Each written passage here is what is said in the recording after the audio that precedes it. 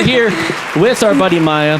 It's a very special edition here on this wonderful Friday afternoon in the Seacrest studio on B-Boy 45. Maya, how are you doing today? Good. Good. Great. You're doing great. Now, right now, it's just me and you sitting here on camera, but that's not what's happening here in the studio. Who do we have here today? Maz Jobrani. We got Maz Jobrani in the studio! Hey, Maya, what's the news? What a great... It's so catchy. I'm going to be singing it all day. Stuck in your head. Oh, I love it. It's gonna be super great. So, Maya, take it away, my friend. What questions do you have for our friend Maz? Okay, so I was wondering what you've been up to since we last spoke. That's a good question, Maya. So since we last spoke, I took a couple months off around the holidays to just, since my kids were going to be off from school. My son is 10, my daughter's 8. So my wife and I decided to take them to Japan. Whoa! Yes, Japan, Maya, is an amazing place, and we went, and we had the best time in the world. And one thing that a lot of people don't know, and we didn't know until we went to Japan, but the best food to eat in Japan is Italian food. Yeah, I swear, they had the most amazing Italian food. I don't know if it's because they have the best ingredients. I don't know what it is, but we had great Italian food. And a thing I learned there, which I've seen here since, but what you do is you take a 4-cheese pizza and you put honey on it. Yeah, the Japanese taught me that, and it was delicious. So we went to Japan. We had 4-cheese pizza with the honey. We went to something called the bamboo forest, which is these big bamboo trees that you just walk past, and it's amazing. And it was just very, very, it was just very spiritual and very. It was an amazing experience. You feel like you're somehow in touch with nature at another level. And then we came back, and I've been busy on the work side trying to create a few shows. I've got one show that I sold to True TV. Have you heard of True TV? Yeah. So yeah. Thank you I'm happy you heard of it because do you know Michael Carbonaro? That's all I want to know. Isn't he on True TV? I'm guessing which one's the Michael? Magician. He has the magic show? He is. Yes. That's how I know True TV is Michael Carbonaro. Yeah, Mike exactly. I love that show. Well, they're doing a lot of good stuff like that. Yeah. And they have one that's really fun called Adam Ruins Everything. Yes. Right? And then they've got the Amy Sedaris show. Yeah, so they got some great shows. So I'm going to be putting a pilot together for them where I'm the host of a sketch/talk show. So we're working on that. Fingers crossed. Yeah. And then in the meantime, I'm also I might be developing a sitcom based around my life. Hopefully, again, fingers crossed, for another studio and a network. So I got that stuff going. I got the kids stuff going. And then in the middle of all that, I tour. And then I get to come and see you. Yeah. That's so cool. That is beyond cool. That's very cool. Yeah. So, do you remember what the first joke you wrote or told was? That's a good question, too. You know, it's funny because when I first started doing stand-up comedy, first of all, my parents, and I don't know how the people watching this are, but a lot of times your parents will push you in one direction. You should be a doctor, you should be a lawyer, you should be this. At least immigrant parents for sure do that. And I wanted to be a comedian. But my parents kept pushing me. Finally, when I was in my mid-20s, I realized you live once, you got to do what you love doing. You're doing your show, right? I wanted to do my stand-up. So I said, I'm going to get into some stand-up comedy classes. I got into stand-up comedy class, and there was this lady named Judy Carter who taught the class. And one of the things they told you in the class, they said, talk about what makes you specific. But that was the beginning. Very cool. Yeah. So, have you ever had like a heckler in your audience? No, nobody ever heckles me, Maya. They know that I'm too good to be heckled. No, I've had hecklers. You know, the thing with hecklers is you get two kinds. You get the kind who's actually trying to heckle you, and then you get the kind who's a fan. Because I had this recently. I was in North Carolina doing a show, Charlotte, North Carolina. And before my show, this girl sees me, and because there's my feature act is on stage doing his show. I'm going to the bathroom. She's coming out of the bathroom. She sees me. She gets all excited. Oh my God, it's you! And I'm like, shh, there's a show going on. Go sit, you know. And then I got on stage, and she's sitting in the front. And then throughout the whole show, I do a lot of crowd work, but I think when I acknowledged her, she thought, okay, now we're just having a conversation. Oh no. So she just kept talking and kept like interrupting and it became this thing because it becomes as a comedian, you go, oh my God, there's a fan.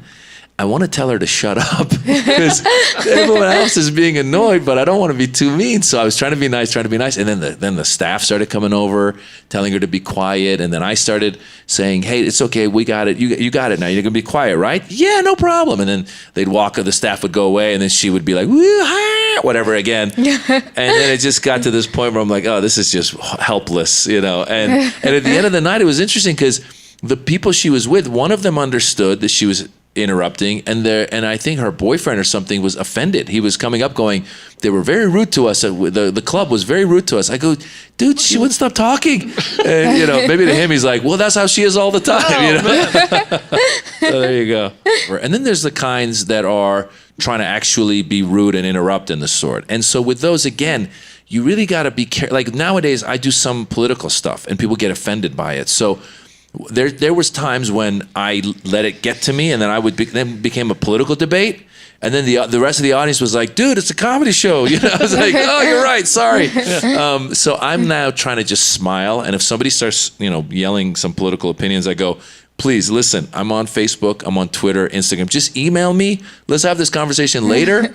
But I gotta keep the show moving." So I try to be nice about it, and then if they keep doing that, eventually the staff shows up and taps them on the shoulder and goes, you got to get out of here. So, I give them a chance. I'm not, some comedians just rip into the person. I try to be pretty nice about it, but ultimately if they got to go, they got to go. Moral of the story, be nice. Right? Be nice or they will kick you out. Right? Yes. How do you come up with your material? My material is all based on either life experiences or on observations in the world and the news. So, for example, again, talking about the political stuff, there's so much political stuff going on every day that there's obviously not a shortage of material, right? So that's coming at me all the time. The experience stuff, for example, I do a joke now where the joke is about, this actually happened. My son, I didn't know my son was a good long distance runner. I did not know this. So I'm Iranian and my wife is Indian. We're both American, but she was born in India, grew up in America since she was 6 months old. I was born in Iran, grew up in America since I was 6 years old. And my 10-year-old son, we signed him up for a turkey trot, which is a 5-kilometer race that we did on Thanksgiving. And I went with him. I was doing the run with him, and he just took off at the start. And he kept going, and I thought he's going to get tired, but he never got tired. And come to find out, he's a good long-distance runner. There was 150 people that entered the race. He took 7th place out of all 150, and he was the youngest kid. The only other kid that came in the top 7 was the one right before him who was a 14-year-old, 4 years older than him, and he was just a few seconds behind that person. So I was like, wow. I told him, I said, you're actually a really good long-distance runner. So that's the experience I had. So now what do I do on stage? I talk about it. And then I say, yeah, I didn't know my son was such a fast long-distance runner. I said, I guess when an Iranian has a kid with an Indian, the kid comes out Kenyan. Now, what you need to know is Kenyans are notorious for they always win the marathon. They're fast long-distance runners. So once you know that, then the joke works. There you go. That's good. So how do you handle it if a joke falls flat or the audience doesn't laugh? That's a good question too. So what we do is a stand-ups. It's funny. I get people hitting me up all the time going, hey, I want to get into stand-up. What should I do? I say, get on stage 5 to 10 times a week and do that for 5 to 10 years and you'll start figuring it out. And so I live in LA. When I'm in Los Angeles, I will perform at the Comedy Store and the Laugh Factory. Pretty much, I'll do about 6 spots over a week. So I'll do Thursday, Friday, Saturday, and do 2 at each, 2 each night. And I'm working out new material. So a lot of times I'll try out a new joke, and I record it on my iPhone as I go. I'll try out a new joke, and it won't get that laugh that I wanted.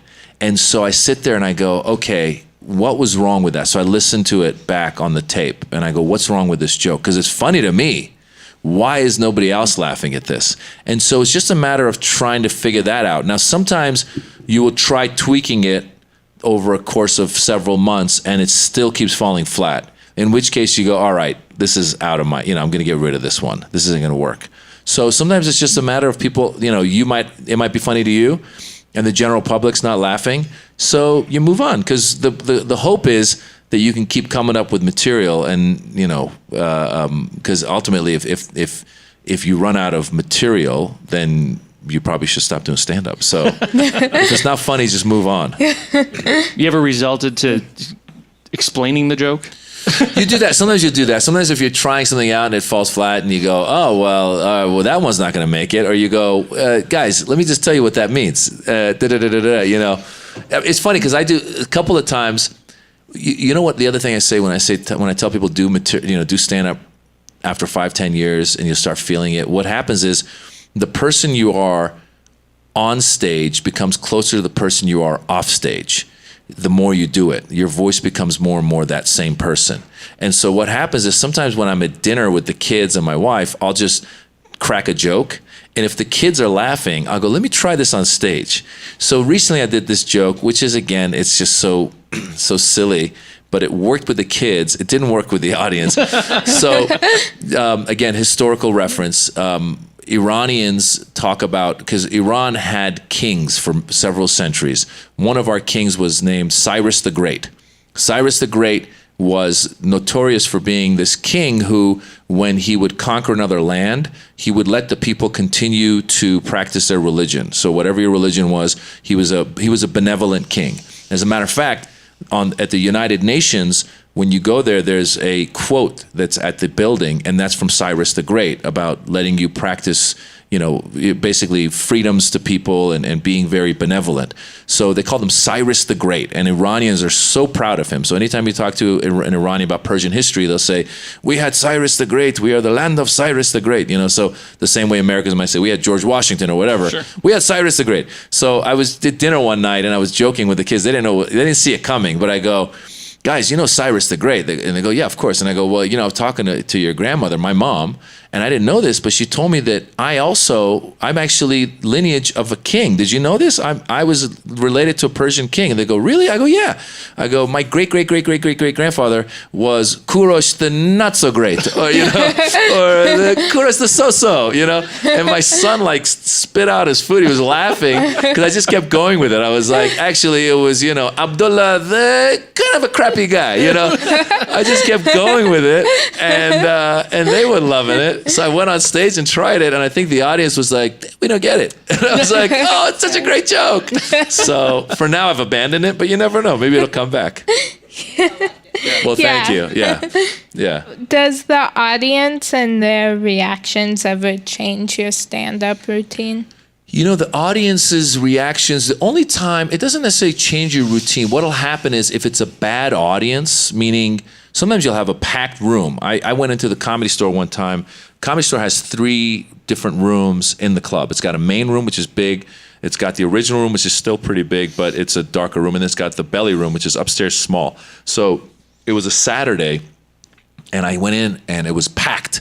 And I go, oh my God, this is going to be a great crowd. So you think it's going to be a great crowd. So you go on stage and you start doing your jokes, and for whatever reason, this group of people has come together and they make the worst audience in the world. They're just not laughing. So when that happens, what you tend to do is you go, okay, how can I... Because by the way, when I'm performing in Los Angeles, those shows at the Comedy Store, Laugh Factory, those are continuous comedy. So they'll have comedians doing 15 to 20 minutes each, and you'll see a bunch of comedians coming through.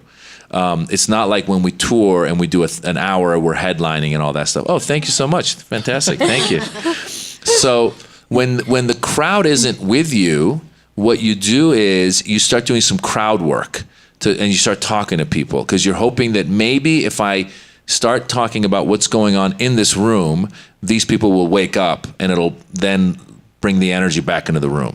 That's when the audience has affected me.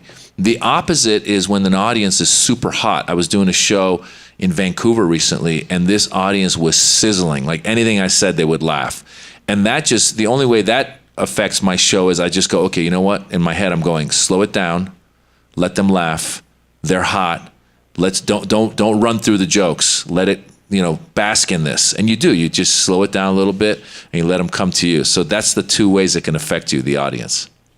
It's like playing an instrument almost. It is. It's like a boxing match. Right. It's like, you're like, oh, this guy's coming aggressively. Let me back up. Or it's like, oh, this guy's not feeling it. Let me smack him around a little bit, And sometimes you try that crowd work and they're still flat. And you just go, oh, I can't wait to get off of the stage.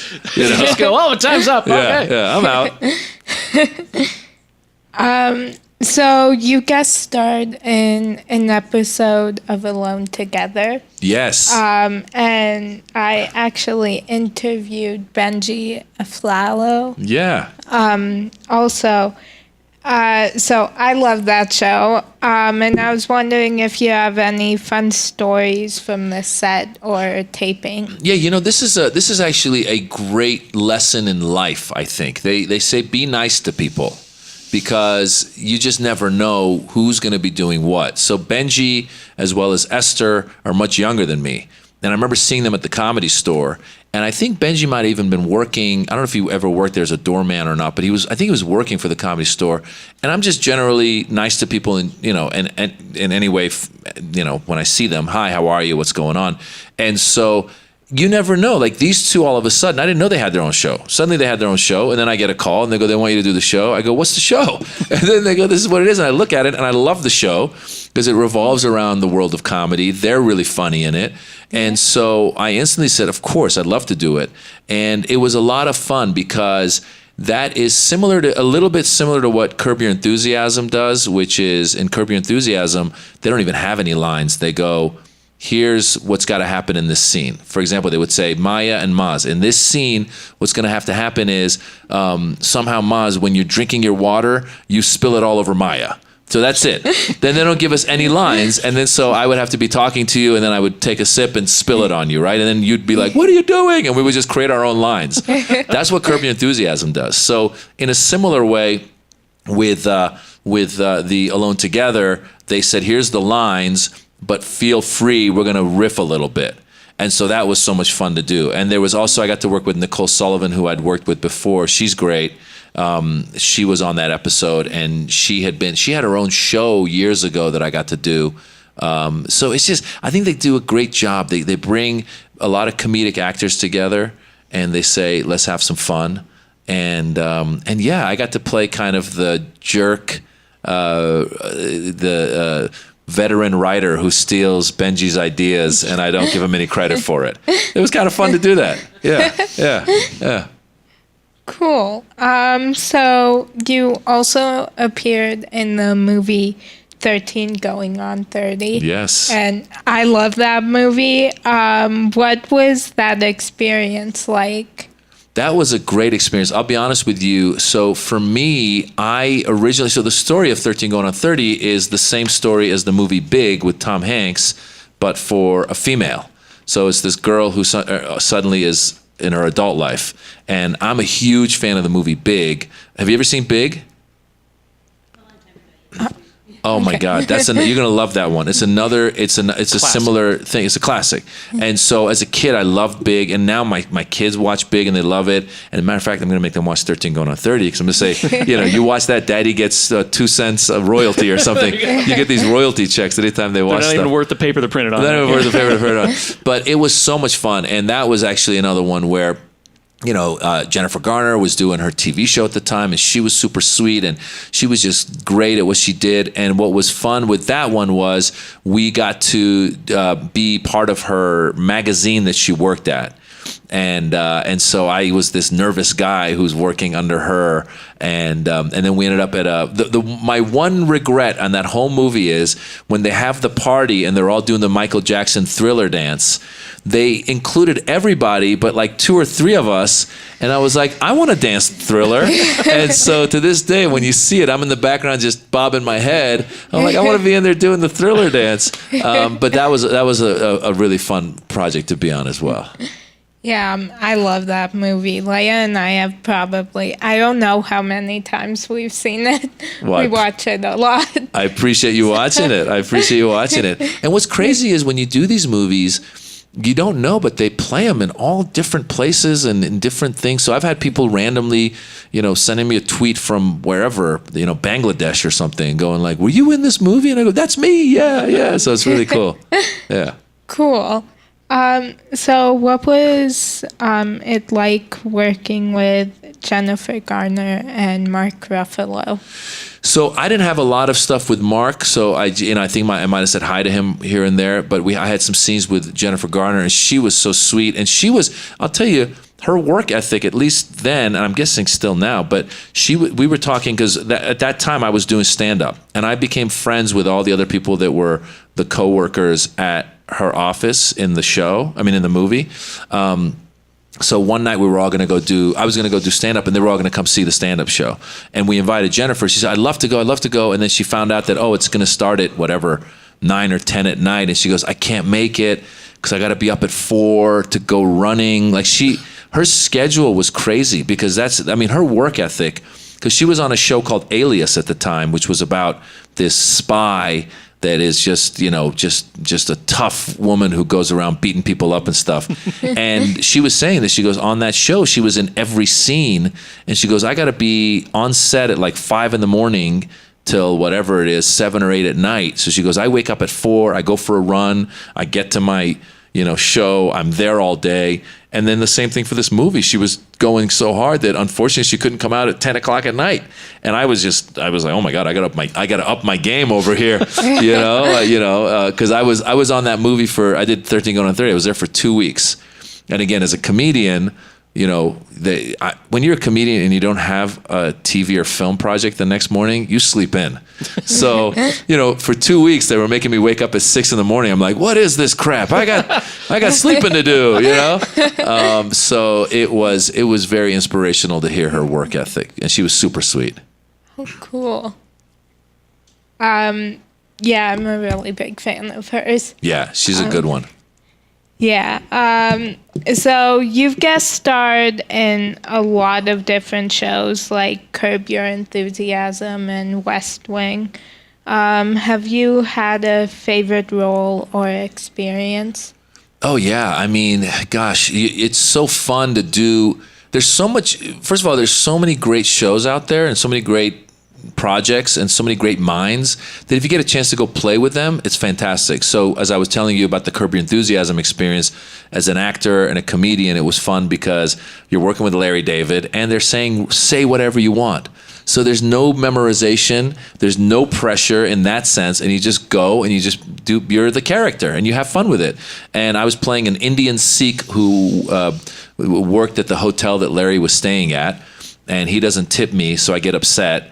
And then he ends up giving me tickets to a Broadway play he's on, and I show up and I found a watch at the hotel, which in this episode David Schwimmer has lost his watch, and it turns out I found David Schwimmer's watch. So Larry goes, "Where'd you get the watch?" I go, "Oh, I found it." And he goes, "Oh, that's David Schwimmer's." I go, No, I found it." And he goes, "Well, but that David's been looking." I go, "Well, finders keepers." And then we get into this wrestling match for the watch.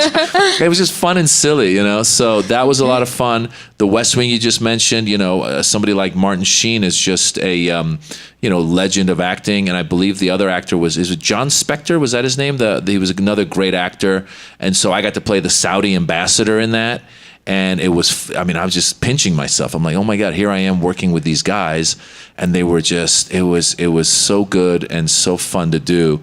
So all that stuff. I got a chance to do a guest star on Shameless, where I played this crooked Bangladeshi guy who steals the William H. Macy's one of his kidneys. Well, it's funny because I pretend to be this Bangladeshi doctor who's going to help rescue him, but then once we get the kidney, we sell the kidney.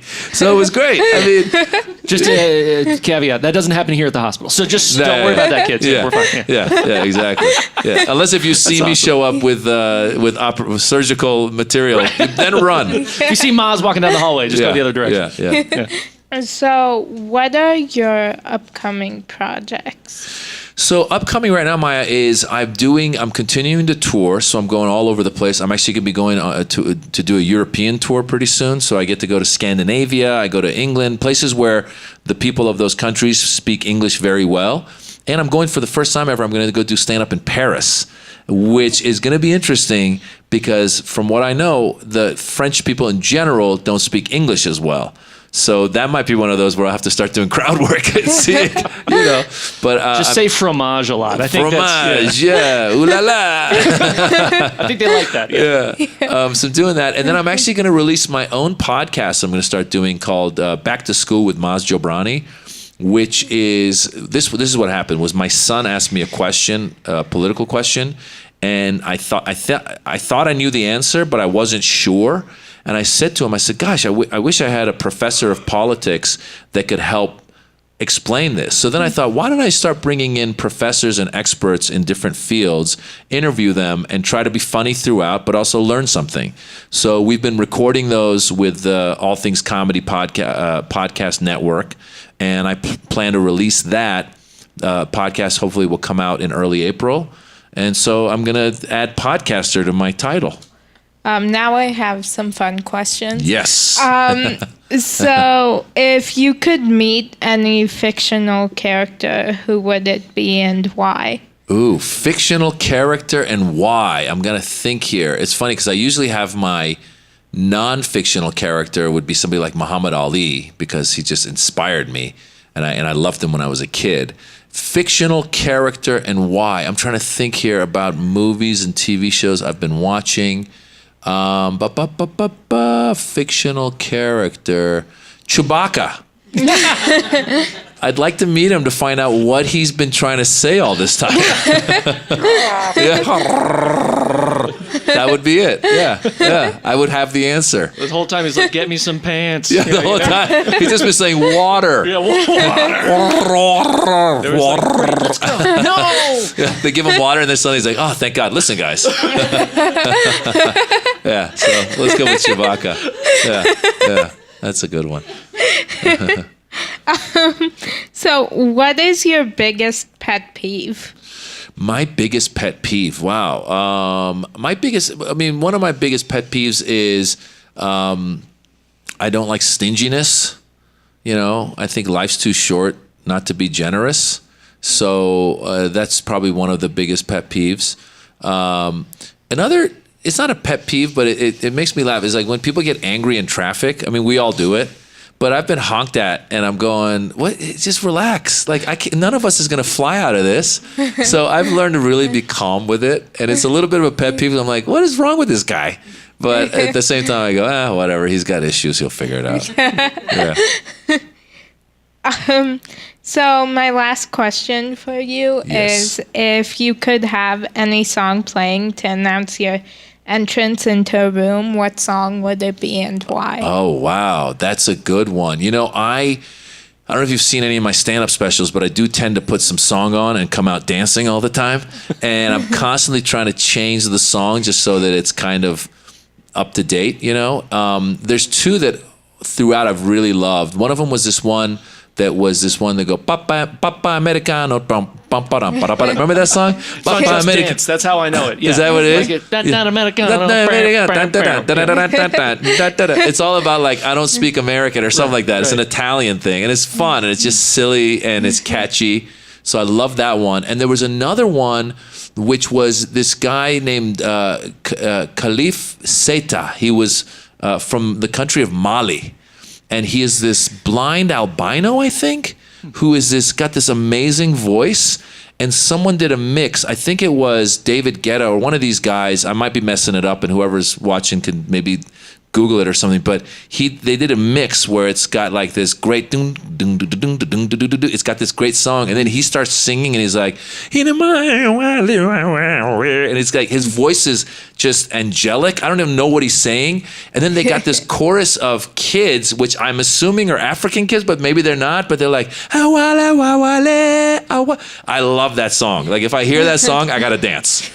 So those are my two songs that I would like to come out to. That is awesome. Yeah. Super sweet. Maz, dude, thanks so much for hanging out with us. I had a great time. Thank you. Studio. Yay. Thank you. Have some great shows, Maya. Yeah. Thanks for getting Maz here.